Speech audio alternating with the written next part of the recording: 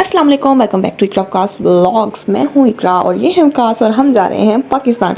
और ये है हमारे बोर्डिंग इतने ज़्यादा इसलिए हैं क्योंकि हम लेने वाले हैं कनेक्टिंग फ़्लाइट्स। आज जिस एयरलाइन के थ्रू हम ट्रैवल करने वाले हैं कहा जाता है कि ये मोस्ट अफोर्डेबल एयरलाइन है और ये है सलाम एयर। ओमान बेस्ड एयरलाइन है और जब भी आप अफोर्डेबल एयरलाइंस की बात करते हैं तो आपको कुछ ना कुछ कॉम्प्रोमाइज़ करने पड़ते हैं।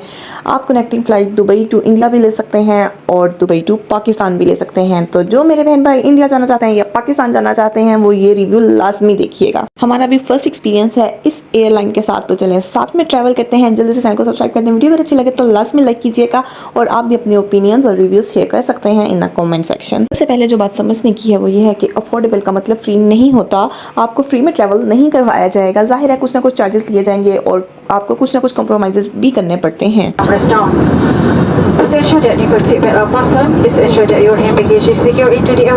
सबसे पहले अगर बात की जाए तो पंक्चुअलिटी की, seriously to be very honest मुझे इस तरह का कोई इशू फेस नहीं करना पड़ा। कोई किसी किस्म का डिले नहीं था। Specially from Dubai to Muscat 8 बजे का मतलब 8 बजे था। 8 बजे की हमारी फ़्लाइट थी और पूरे 8 बजे हम लोग टेक ऑफ के लिए बिल्कुल रेडी थे। सेकेंड फ़्लाइट थी हमारी 11 बजे की और 11:15 पे हम टेक ऑफ के लिए बिल्कुल रेडी थे, बिल्कुल टोटली प्रीपेयर। तो बस इतना सा ही डिले था। 10-15 मिनट तो कंप्रोमाइज़ मेरे ख्याल से कर लेना चाहिए, इसमें कोई इशू वाली बात नहीं है। अगर एयरक्राफ्ट की बात की जाए तो दुबई टू मस्कत मैंने ट्रैवल किया A320 न्यू में और उसके बाद मस्कत टू पाकिस्तान A321 न्यू में। दोनों एयरक्राफ्ट का सेम कलर कॉम्बिनेशन था, ग्रीन एंड वाइट। बस डिफरेंस था स्क्रीन का, एक में स्क्रीन थी एक में स्क्रीन नहीं थी। बट ओवरऑल एम्बियंस बहुत ज़बरदस्त था, इन्वायरमेंट बहुत अच्छी थी। ये सच में न्यू थे, वाकई लग रहा था कि किसी न्यू जहाज़ में बैठे हैं। सफाई, साफ़ सुथरे और लेग स्पेस आप देख सकते हैं कितनी ज़बरदस्त है। मेरा नहीं ख्याल कि आपको अलग से परचेज़ करना पड़ेगा लेग स्पेस के लिए, क्योंकि मुझे तो बहुत कंफर्टेबल, बहुत ज़बरदस्त लग रहा था।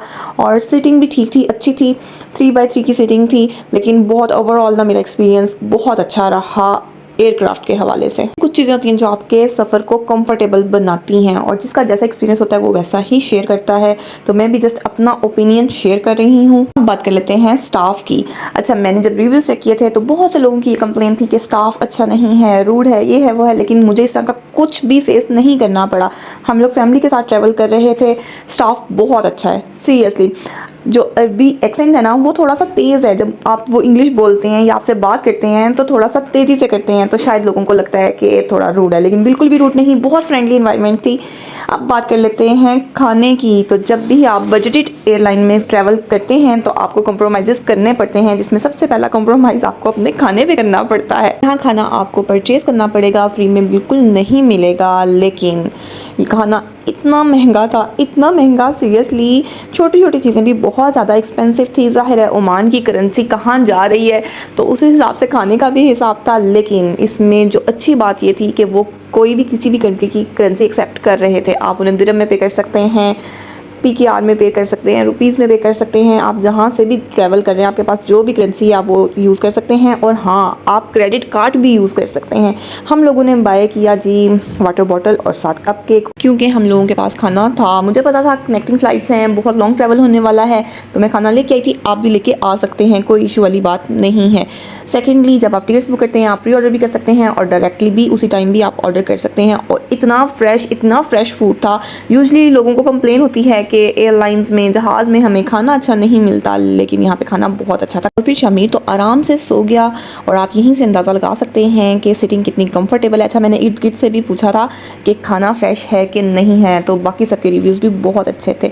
और ये देखिए जी, लाइट्स ऑफ हो गई हैं क्योंकि हम लैंड होने वाले हैं कुछ देर में मस्कत एयरपोर्ट पे। आपके साथ मस्कत एयरपोर्ट भी शेयर करूँगी और आप व्यू देखें कितना ज़बरदस्त है। आपको ना Dubai to Muscat full flight में इस तरह का ही खूबसूरत व्यू देखने को मिलेगा और सीरियसली आप इंजॉय करते करते पहुंच जाएंगे। प्रॉब्लम बस ये है कि बजटेड एयरलाइन होने की वजह से आपको कनेक्टिंग फ़्लाइट लेनी पड़ेगी। मीन्स पहले दुबई टू मस्कत, वहाँ पे 2 आवर्स का स्टे और उसके बाद जहाँ पे भी आपने जाना हो, इंडिया जाना हो या पाकिस्तान जाना हो, हमारे साथ साथ बिल्कुल फ़्लाइट थी इंडिया की भी। इसके बाद अगर बात कर ली जाए सामान की, तो सबसे ज़्यादा टेंशन सामान की होती है कि कितना बुक करवाएं, कैसे करवाएं, उस पर भी बात करते हैं। लेकिन अगर पंक्चुअलिटी की बात की जाए ना तो सीरियसली 36 मिनट्स बाद दुबई टू मस्कत हम लोग असेंडिंग के लिए बिल्कुल रेडी थे और ये लैंडिंग आपके सामने हो रही है।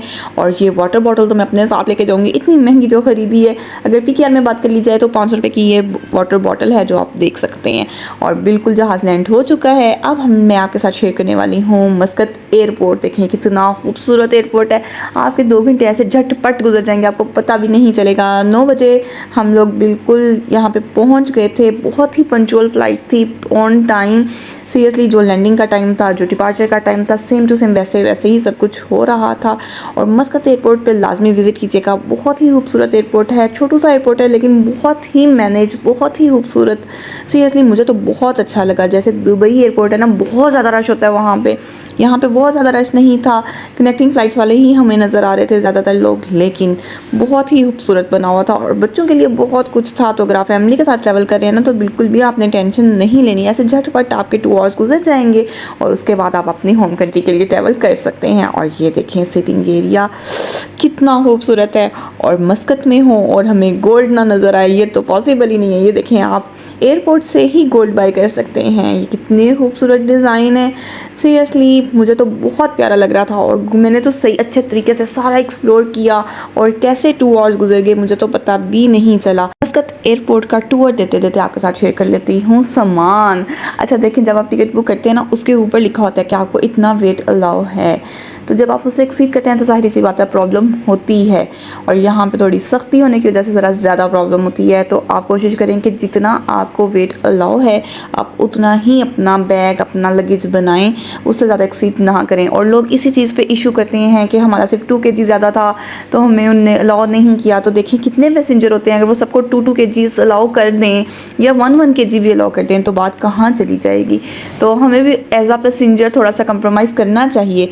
कुछ हमारी भी रिस्पॉन्सिबिलिटीज़ होती हैं जिन्हें हमें समझने की ज़रूरत है। मेरा ताल्लुक़ पाकिस्तान से है, तो अगर मैं बात कर लूँ सरीन की, PIA की, सरीन पे मैंने बहुत ज़्यादा ट्रैवल की है। PIA के साथ मेरा एक ही दफ़ा एक्सपीरियंस हुआ है, लेकिन अगर वहाँ पे आपका सामान बढ़ जाता है ना 1 kg 2 kg तो इतना इशू क्रिएट नहीं होता। बट अगर आप फ्लाई दुबई पे या एयर अरेबिया पे या एमिरेट्स पे ट्रैवल कर रहे हैं तो यकीनन इशू होता है, क्योंकि ये लोग बिल्कुल भी कंप्रोमाइज़ नहीं करते। तो आप कोशिश करें कि आपको जितना सामान, जितना वेट आपको अलाउ है, आप अपने बैगेज उतने ही बनाएं ताकि आपको किसी किस्म की परेशानी का सामना ना करना पड़े। ओवरऑल मेरा एक्सपीरियंस बहुत अच्छा रहा, बिल्कुल ऐसे ही था जिस तरह मैं ना फ्लाई दुबई या एयर अरेबिया के साथ ट्रैवल कर रही हूँ। जैसा कि आप सबको पता है, जो लोग एयर अरेबिया पे ट्रैवल करते हैं, एयर अरेबिया में भी फ़ूड नहीं मिलता, आपको ऑर्डर करना पड़ता है। तो बस एक फ़ूड का ही इशू था, इसके अलावा कोई ख़ास इशू नहीं था। अच्छा बैड लक हो जाती है कभी कभी। बैड लक होने का मतलब ये नहीं है कि ओवरऑल हमारे रिव्यूज़ ही ख़राब हो जाएँ, क्योंकि मैंने वहाँ पर और भी पैसेंजर से बात की थी जो यूजुअली कनेक्टिंग फ़्लाइट्स लेते रहते हैं सलाम एयर के थ्रू। तो ओवरऑल एक्सपीरियंस लोगों के बहुत अच्छे थे। 2 आवर्स और 18 मिनट्स के बाद हम लोग पहुँच गए इस्लामाबाद इंटरनेशनल एयरपोर्ट पे, जहाँ मैंने दी अपनी फैमिली को बहुत ज़बरदस्त सा सरप्राइज़, क्योंकि किसी को भी नहीं पता था कि हम पाकिस्तान आ रहे हैं, जो मैं ऑलरेडी शेयर कर चुकी हूँ। व्लॉग का लिंक डिस्क्रिप्शन में है, लाजमी देख लीजिएगा। अगर मुझे दोबारा सलाम एयर के साथ ट्रैवल करना पड़े तो सीरियसली मैं खुशी कर लूँ। यही है मेरे रिव्यूज़। उम्मीद करती हूँ आपको अच्छा लगा होगा। जल्द से पहले सब्सक्राइब, लाइक एंड शेयर। मुझे दुआ में याद रखिएगा। अल्लाह हाफिज़।